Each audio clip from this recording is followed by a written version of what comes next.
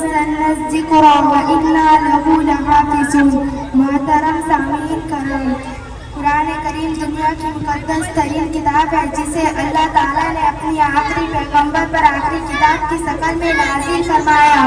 قرآن کریم سے پہلے دنیا کی جو حالات تھی وہ ناقابل بیان ہے، لیکن یہ قرآن پاک کا ہی معجزہ تھا کہ اس کی آتی ہی دنیا میں انقلاب آ گیا۔ کفر شرک کی تاریکیاں چھٹنے لگی اور ظلم و ستم کی آگ بجھنے لگی۔ حضرات، قرآن کیا ہے؟ قرآن ایک دستور حیات ہے، زندگی سنوارنے کا سامان ہے، ہدایت کا نور ہے، حق کا منصور ہے۔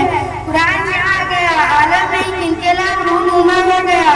قرآن نے شہر بدل دی، منزل بدل دی، معیشت بدل دی، معاشرت کو ایک نیا روپ دیا، سماج کو پاکیزی سیکھ ہے، زمانے سے خرابیوں کو پاک کیا، انسانی جہلیت کی تربیت کی۔ قرآن آیا تو ڈاکہ ڈالنے والے رہبر ہو گئے، قاتل جان کا محافظ بن گیا، ظالم رحم دل بن گیا، بزدل ہمت والے بن گئے، جو خطرہ تھا وہ سمندر بن گیا، جو پیاسا تھا ساقی بن گیا، جو ظاہر تھا عالم بن گیا۔ حضرات، قرآن مقدس کتاب ہے جس کی عظمت و برکت کا اندازہ نہیں لگایا جا سکتا۔ یہ قرآن ہی کی برکت ہے جس نے حضرت ابوبکر کو صدیق کی اکبر بنا دیا، جس نے حضرت عمر کو فاروق کی اعظم بنا دیا، حضرت عثمان غنی کو ذوالنورین بنا دیا، حضرت علی کو مرتضیٰ اور حیدری قرار بنا دیا، صحابہ کرام کو رضی اللہ تعالیٰ عنہم و رسول کا بھی مثال مقدم بنا دیا۔ خلاصہ یہ ہے کہ جو قوم بھی قرآن سے جڑی وہ قوم مقدس ہو گئی، جو لوگ بھی قرآن پر چلے وہ لوگوں کی نگاہ میں پسندیدہ بن گئی۔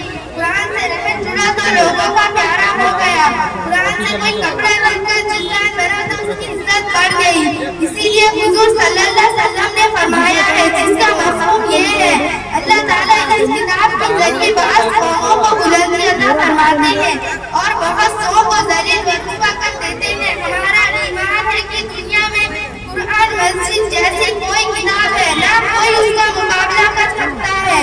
قرآن کی ایک سورت تو کیا کوئی آیت بھی بنا کر نہیں ملا سکتا۔ قرآن کا یہ چیلنج کل بھی تھا، آج بھی ہے اور تا قیامت باقی رہے گا۔ مگر بہت افسوس کی بات ہے کہ ہم مسلمانوں نے قرآن کے ساتھ جو ظلم کیا ہے وہ دنیا کی کسی کتاب کے ساتھ نہیں کیا گیا۔ وہ قرآن کے لیے مومن کے لیے نور بن کر آیا تھا، جو قبر کا چراغ تھا، جو کتابی ہدایت تھی۔ ہم نے اس پر چلنے کے بجائے فقط اظہاری ثواب اور مردوں کی بخشش کی کتاب بنا دیا۔ زندگی میں اتارنے کی بجائے بیٹیوں کی رخصتی کے وقت سر کا سایہ کرنے کا کتاب بنا دیا، جبکہ یہ زندوں کی کتاب تھی، یہ ہدایت کی کتاب تھی، یہ دستور حیات تھا۔ لہٰذا میری بھائیوں اور بہنوں، اس کی عظمت کو پہچانو، اس کی قیمت کو سمجھو اور خالی چننے کی بجائے دل و نگاہ میں بساؤ، تب کی بات بنے گی۔